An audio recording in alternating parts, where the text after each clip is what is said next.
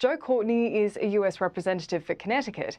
He heads the Congressional Working Group on AUKUS, and I spoke to him on Capitol Hill. Congressman, thank you for your time. So we're on the precipice of this major announcement. What are we expecting to be announced next week? So again, this is the second step in the AUKUS plan, which will reveal 18 months of hard work of all the principals from the three countries in terms of identifying key technologies that I think are now going to be shared between great allies to really rebalance really the state of maritime safety and security in the Indo-Pacific region. Submarines are obviously going to be the centerpiece of the package, and it's a big undertaking in terms of just the complexity of shipbuilding. And but I think for good reason, for the last year and a half, they've really been trying to come up with a really executable plan that really is going to get Australia a new class of nuclear-powered submarines as swiftly as possible. Should we be reading anything into the fact it's being announced in San Diego when we're looking at where these submarines are going to be built? Well, again, the submarines deploy in and out of San Diego. It's not a production site. There's no shipyard in San Diego that actually builds them, so I don't think that that by itself means anything in particular. Obviously these are three very busy heads of state and trying to juggle their schedule. I think probably was more the reason that they're in San Diego. This decision, which I think is probably one of the most consequential moves of the Biden administration in the last 2 years, is another historic decision to bring Australia into that very small group of countries that actually have shown that they can responsibly implement these types of vessels. And there's been some commentary around Australians are going to be trained on the nuclear submarines, but you're saying that it won't be an instance where they'll be serving on a submarine alongside Americans. There won't be dual operations. Yeah, so I've visited the subbase in Perth and have seen with my own eyes, the outstanding Australian Navy and submariners that are there. But operating a nuclear-powered submarine is obviously a whole new enterprise. And so,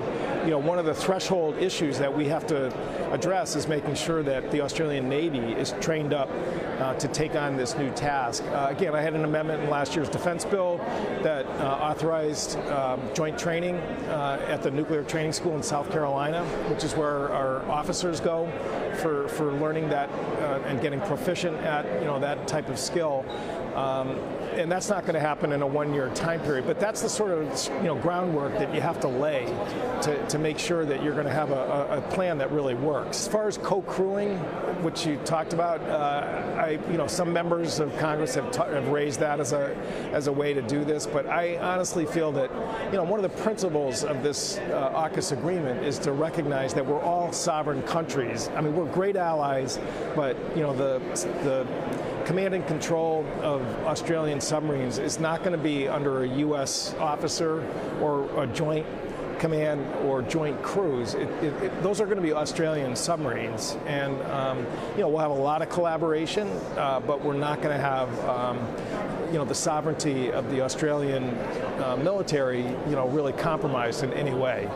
And one former Prime Minister in Australia, Paul Keating's been quite critical of AUKUS, the reliance on America that Australia has, especially strategically, saying it makes us more vulnerable to China, that we're deliberately antagonizing them. Do you think that there's any truth to that?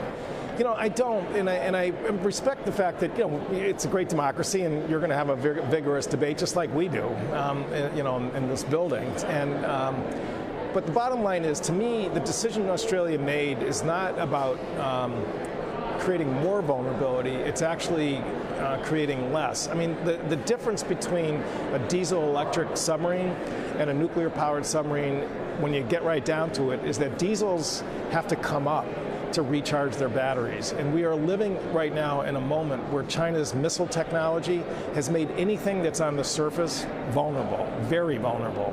And the genius of nuclear-powered submarines is that its reach and its stealth really avoids that risk and that vulnerability. So, I know from talking to some of my friends who serve in the Australian Parliament that, there is a very strong red line that there will be no nuclear weapons on board those ships and submarines, and I completely understand that's kind of a core principle.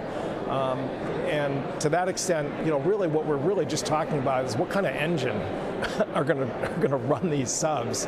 And I think Australia made the common sense choice that if you're going to spend a huge amount of money to recapitalize the submarine fleet, that you should go with the technology that really gets the most, as I said, reach and stealth. And there's concern that Australia will be left vulnerable in the meantime while we wait for these submarines to come online. I think the best estimates are like 30 years before we're going to have one in operation.